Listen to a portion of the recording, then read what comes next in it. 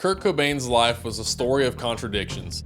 The world knew him as the frontman of Nirvana, the voice of a generation, and the embodiment of rock's chaotic, rebellious spirit. But beneath the surface, he was a deeply sensitive soul, wrestling with his own identity, his fame, and the overwhelming expectations placed upon him. To frame Kurt's life as just another tortured artist's tragedy is to miss the point entirely. And if we're ever to see his story on screen, it's crucial that they get it right.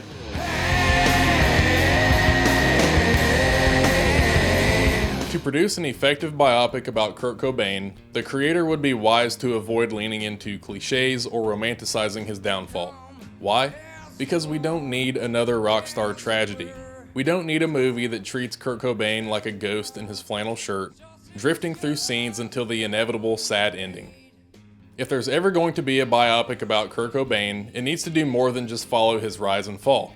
It needs to feel like him, raw, sensitive, and brilliant.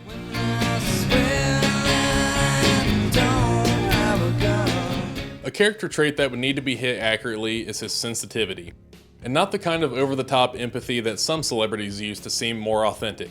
Kurt actually felt everything deeply. He carried emotions like weight on his shoulders that were then channeled through his lyrics and his songs. But his lyrics weren't just some clever poetry meant to entertain us. They were a look into his soul. People sometimes say that he was moody, but it's more accurate to say that he was fragile, in the way that a piece of art is fragile.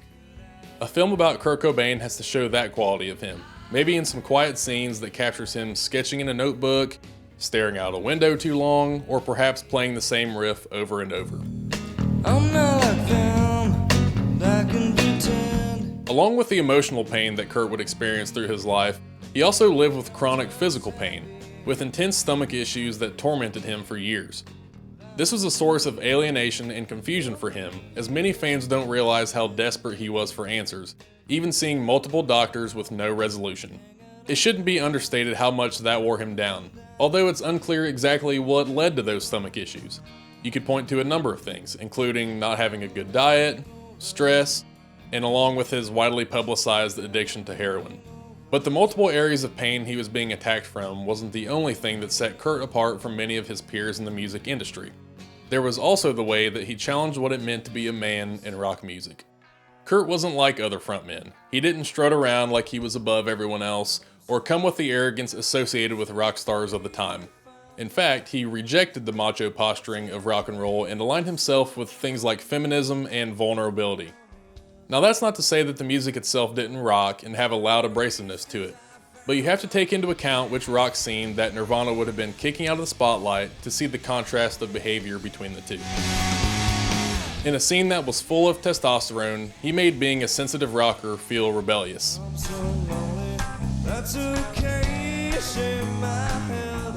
If there's ever going to be a truly great Kurt Cobain biopic, it has to break free from the tired, doomed rock star trope. Yes, it should explore the trauma that I outlined previously, but it should also capture the positive emotions within his life. For example, how intensely he threw himself into his music by rehearsing for hours every day and obsessing over the sound, in the process of building Nirvana from the ground up. Just as important as the dark times are the aspects of Kurt that most people never see with how he is represented.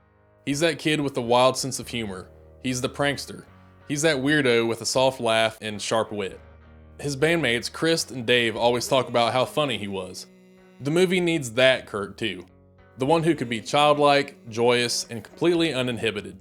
Showing every aspect of Kurt's inner world might finally feel like we are getting the full picture. Self-healing like Christine in that Stephen King movie? Exactly.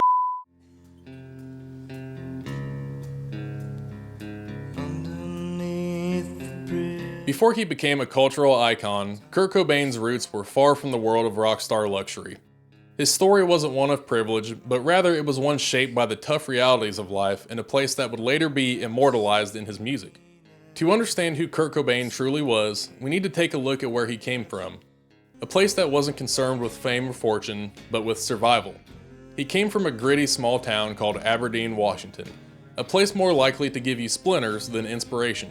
But he found his inspiration in the punk rock scene that he would admire from afar. Bands like the Melvins, Black Flag, and the Pixies didn't just shape Nirvana's sound, they shaped Kurt's entire worldview. He respected that punk rock wasn't about being cool. It was about being honest and producing music in a do-it-yourself way that was completely unfiltered. That ethos mattered to him more than any record deal did. When it came to producing art, Kurt Cobain was more than just a musician. He was obsessed with visual art, including sketches, collages, paintings, and even strange little cartoons. And despite his sometimes distant persona that was always deep into the art he was creating, he cared deeply for others. Kurt stood up for the marginalized. He called out things like racism, sexism, and homophobia long before it was trendy for celebrities to do so. In fact, at the time, it must have taken a great deal of bravery to do so. He once said that he wanted to be remembered as someone who cared about the people that were treated unfairly. And in a film about Kurt Cobain, that type of compassion must be represented in some way or another. It speaks to the core of who he was, someone who used his platform to shine a light on the voices often ignored.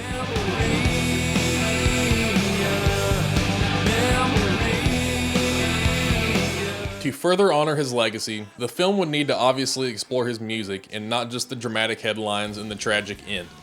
We need to understand what fueled his music, his message, and his rebellion. To do that, we have to dive into the setting where it all took place in the early 1990s.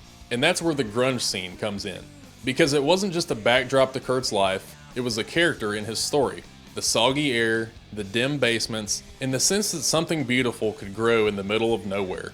It was a perfect storm for the explosion of Nirvana and the crucible where Kurt's artistry would take shape. But what came next was beyond anyone's expectations. One moment he was playing to crowds that were definitely increasing in size but still maintained a level of attention he was comfortable with. The next moment, and after the release of Nevermind, he was a cultural icon and the voice of a generation. But what people never got is, he never asked for those roles. With the release of the culturally defining album in 1991, he was thrust into the spotlight. But Kurt wasn't chasing stardom. He didn't want to be a god of rock. But here's where a huge contradiction about him is found. Despite not wanting the attention and fame, he still wanted to be heard. But when he finally was heard, that came with cameras and critics and corporate hands that couldn't get the message. Isn't that a weird world for you to suddenly have lawyers and like people who do stuff like that for you? Yeah, it's totally unnecessary too. If we weren't in this position, we wouldn't need lawyers. It's totally unnecessary and we have to spend a lot of money just to protect ourselves all the time, and it's just stupid. Through all he dealt with regarding his unwanted fame and admiration, he never lost his sense of humor. Just watch his old interviews. He's weird, deadpan, and sarcastic. That's part of the real Kurt too. He wasn't just sadness and screaming. He was a guy who could laugh at the absurdity of it all, even when he was hurting inside. And if a biopic about Kurt Cobain could show us both sides simultaneously, it would be a breathtaking account of who the man really was. But the pressure was always there for him. The fame, the tours, and the expectations. And then we also need to talk about Courtney. The relationship between Kurt Cobain and Courtney Love. It's easy to either romanticize it or to villainize it, but a good biopic would just show the truth. It was intense, passionate, and a little messy. They were two deeply complicated people in a deeply complicated love. And there's also the element of control. Since Kurt's death, Courtney Love has long been a gatekeeper of his legacy, both fiercely protective and, at times, obstructive, specifically about who gets to tell Kurt's story. She has publicly clashed with studios and filmmakers over attempts to make a Kurt Cobain biopic, sometimes citing creative differences, other times lashing out over rights and representation. Some see it as an act of loyalty or a refusal to let Hollywood sanitize or misrepresent him. And I can actually really respect that if that's the case. Others wonder if it's about ownership and power, about holding on to a narrative so that only she can shape what is being said. Either way, her influence has been a major reason why no meaningful dramatization of Kurt's life has made it past development, so his story remains untold, in part because no one can agree on how or who should tell it.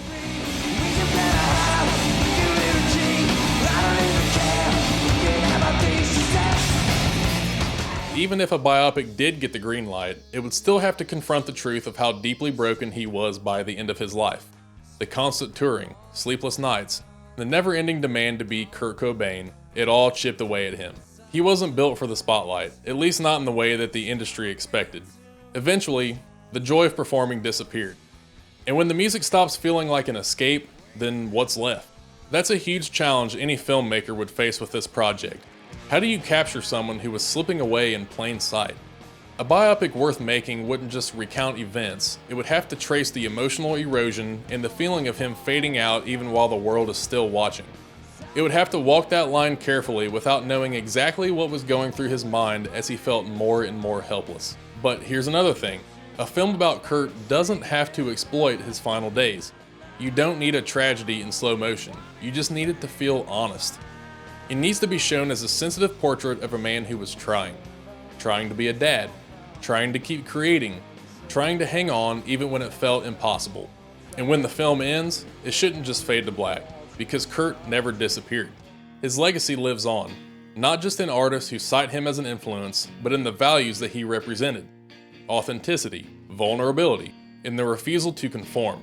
Those things did not die with him in 1994. They've echoed throughout hundreds, if not thousands, of artists or bands that have come after Nirvana that found his music inspiring. Don't lie to me. Tell me, when did you sleep last night? Kurt Cobain wasn't just a rock and roll god. He was a human being. And if you can capture all of that within a biopic about his life, you'll finally be telling the story that he deserved. But even after all this discussion that sort of sets a tough set of prerequisites to meet, maybe the real question is, should there ever be a Kurt Cobain biopic? Can a 2-hour film, no matter how well crafted, really contain someone like him? I mean, he was a walking contradiction, both raw and calculated, both shy yet commanding.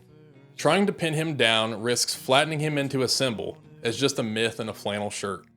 There's something sacred about how much is left up to our interpretations. Maybe some stories aren't meant to be wrapped up in 3 acts and some end credits.